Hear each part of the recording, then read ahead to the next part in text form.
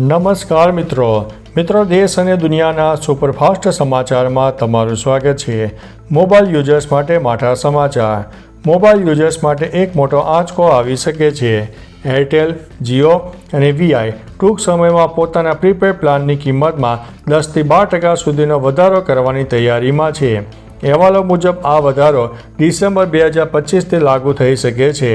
હાલ 84 દિવસની માન્યતા ધરાવતા 2GB પ્લાનની કિંમત 949થી લઈને 999 થઈ શકે છે। જો કે કંપનીએ હજી સુધી સત્તાવાર જાહેરાત કરી નથી। ગ્રાહકોને હવે વધુ ખર્ચવાળો મોબાઈલ ડેટાનો સામનો કરવો પડી શકે છે। મિત્રો, અન્ય મહત્વના સમાચારની વાત કરીએ તો પ્રવાસીઓની સુરક્ષા પર માઉન્ટ આબુમાં ચિંતા વધતી। રાજસ્થાનના લોકપ્રિય હિલ સ્ટેશન માઉન્ટ આબુમાં પ્રવાસીઓની સુરક્ષા પર ફરીથી સવાલ ઉઠ્યો છે। દોરા દિવસે એક મહિલાના ગળામાંથી હાર છીનવીને બાઇક સવાર ફરાર થઈ ગયા હતા। ઘટના તિબેટિયન બજાર વિસ્તારમાં બની હતી। સમગ્ર લૂંટ સીસીટીવીમાં કેદ છે। પોલીસે ફૂટેજના આધારે આરોપીઓને શોધવાની કામગીરી શરૂ કરી છે।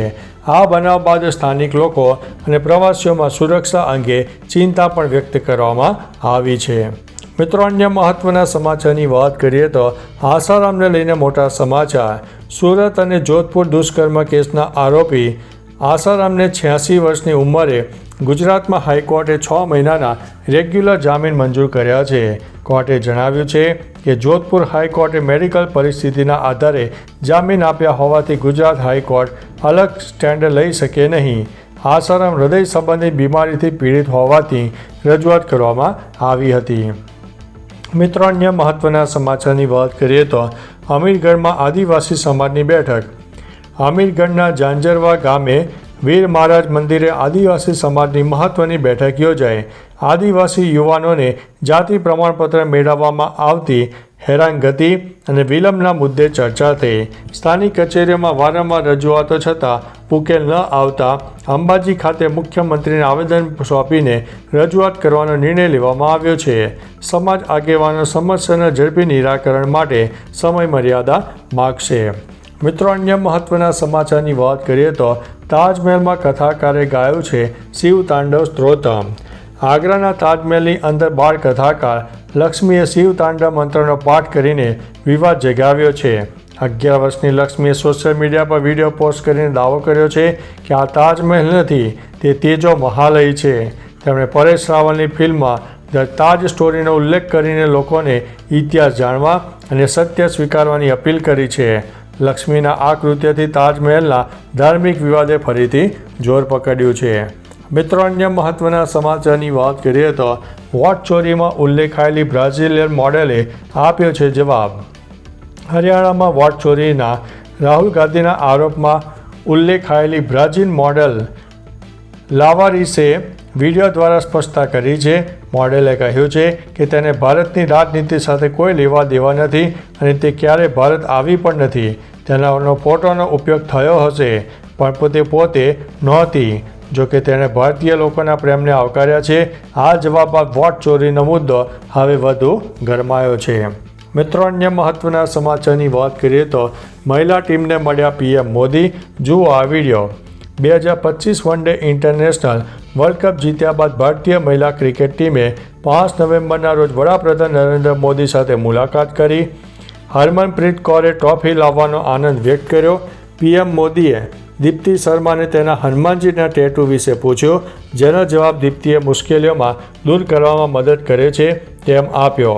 આ દરમિયાન હરનીલ દેઓલે પીએમ મોદીને તેમના સ્ક્રીન ગ્લોબનું રહસ્ય પૂછતા વાતાવરણ હળવું બન્યું હતું। મિત્રો, અન્ય મહત્વના સમાચારની વાત કરીએ તો ન્યૂયોર્કના મેયર મમદાણીએ જાહેરમાં રજનીગંધા ખાધી। ન્યૂયોર્કના નવા ચૂંટાયેલા મેયર જોહરાન મદમાણીએ એક વિડીયો સોશિયલ મીડિયા પર વાયરલ થયો છે, જેમાં તેઓ રસ્તા પર ઇન્ટરવ્યૂ દરમિયાન પોતાના ખિસ્સામાંથી રજનીગંધા સિલ્વર પલ કાઢીને ખાઈ રહ્યા છે। મમદાણીએ તેને મિન્ટ જેવું ગણાવ્યું છે। ભારતીય યુઝર્સ તેના આ દેશી અંદાજને ખૂબ પસંદ કરી રહ્યા છે અને કોમેન્ટ કરી રહ્યા છે કે હવે તમે ખરા ભારતીય બન્યા। આ વિડીયોથી મમદાણી ફરીથી ચર્ચામાં આવ્યા છે। મિત્રો, અન્ય મહત્વના સમાચારની વાત કરીએ તો આસારામને લઈને મોટા સમાચાર। સુરત અને જામજોધપુર દુષ્કર્મ કેસના આરોપી આસારામને ગુજરાત હાઈકોર્ટે 6 મહિનાના રેગ્યુલર જામીન મંજૂર કર્યા છે. કોર્ટે જણાવ્યું છે કે જોધપુર હાઈકોર્ટે મેડિકલ પરિસ્થિતિના આધારે જામીન આપ્યા હોવાથી ગુજરાત હાઈકોર્ટ અલગ સ્ટેન્ડ લઈ શકે નહીં. આસારામ હૃદય સંબંધિત બીમારીથી પીડિત હોવાથી રજૂઆત કરવામાં આવી હતી. મિત્રો, અન્ય મહત્વના સમાચારની વાત કરીએ તો ઝડપથી ₹5 કરોડ કમાવાની સુવર્ણ તક. સરકારી ઇન્કમટેક્સ ઇન્ફોર્મેન્ટ રિવોર્ડ સ્કીમ 2018 હેઠળ જો તમે કોઈ કાળું નાણું પકડવામાં મદદ કરશો તો ભારત સરકાર તમને ₹5 કરોડ ઇનામ આપશે. તમને 3% કમિશન અને ઓછામાં ઓછું ₹1 કરોડ સુધી ઇનામ મળી શકે છે. સરકારે એમ પણ કર્યું છે કે કાળું નાણું પકડાવવામાં તમારું નામ કે સરનામું કોઈને જાહેર કરાશે નહીં. માહિતી ખોટી હશે તો કાનૂની કાર્યવાહી પણ થઈ શકે છે. આ માહિતી શેર કરો અને ₹5 કરોડ જીતી લો. મિત્રો, અન્ય મહત્વના સમાચારની વાત કરીએ તો પીએમ મોદીના બિહારમાં કોંગ્રેસ આરજેડી પર આકરા પ્રહાર. બિહારના અરરિયામાં ચૂંટણી સભાને સંબોધતા વડાપ્રધાન નરેન્દ્ર મોદીએ કોંગ્રેસ અને આરજેડી ઉપર આકરા પ્રહારો કર્યા છે. તેમણે કહ્યું છે કે આ પક્ષોને દેશની સુરક્ષા અને આસ્થાને કોઈ ચિંતા નથી. પીએમ મોદીએ આરોપ લગાવ્યો છે કે કોંગ્રેસના નામદાર બિહારમાં આવીને છઠ્ઠી મૈયાની પૂજાને ડ્રામા કહે છે અને મહાકુંભના સ્નાનની પણ મજાક ઉડાવતા હતા. તેમણે કહ્યું છે કે કોંગ્રેસ આરજેડી આપણી સંસ્કૃતિનું અપમાન કરી રહ્યા છે. મિત્રો, અન્ય મહત્વના સમાચારની વાત કરીએ તો અમદાવાદમાં દ્રશ્યમ ફિલ્મ જેવી ઘટના. પ્રેમી અને પત્નીએ મળીને કરી છે પતિની હત્યા. અમદાવાદમાં ફતેવાડીમાં 14 મહિના જૂની હત્યાનો ભેદ ક્રાઇમ બ્રાન્ચે ઉકેલી કાઢ્યો છે. PISJ જાડેજાની તપાસમાં ખુલ્યું છે કે રૂબીએ પોતાના પ્રેમી ઇમરાન અને તેના 2 ભાઈઓ સાથે મળીને પતિ સમીરની હત્યા કરીને લાશને રસોડામાં લગાવી દીધી હતી અને કોઈ ફરિયાદ ન હોવા છતાં પોલીસે ફોન ડિટેલ્સ અને પૂછપરછના આધારે ગુનો ઉકેલ્યો. હાલ ઇમરાનની ધરપકડ થઈ છે. રૂબી અને અન્ય 2 આરોપીઓ ફરાર છે. મિત્રો, અન્ય મહત્વના સમાચારની વાત કરીએ તો માવઠું જતું રહેશે એવું ન સમજતા. હવામાન નિષ્ણાત અંબાલાલ પટેલના અનુમાન મુજબ 15 નવેમ્બર સુધી હવામાન રવિ પાકો માટે અનુકૂળ રહેશે. રાજ્યમાં હવે ઠંડા પવનો ફૂંકાશે, જેના કારણે ન્યૂનતમ તાપમાન 17 થી 18 ડિગ્રી અને મહત્તમ તાપમાન 31 ડિગ્રીની આસપાસ રહેશે. 15 નવેમ્બર બાદ ઉત્તર ભારતમાં પશ્ચિમી વિક્ષેપ સક્રિય થશે, જે ઠંડીમાં વધારો લાવશે.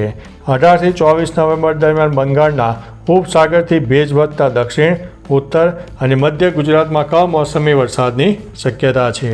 તો ચાલો મિત્રો, ફરીથી દેશ અને દુનિયાના સુપરફાસ્ટ સમાચાર લઈને મળતા રહીશું. ત્યાં સુધી અમને રજા આપશો. નમસ્તે.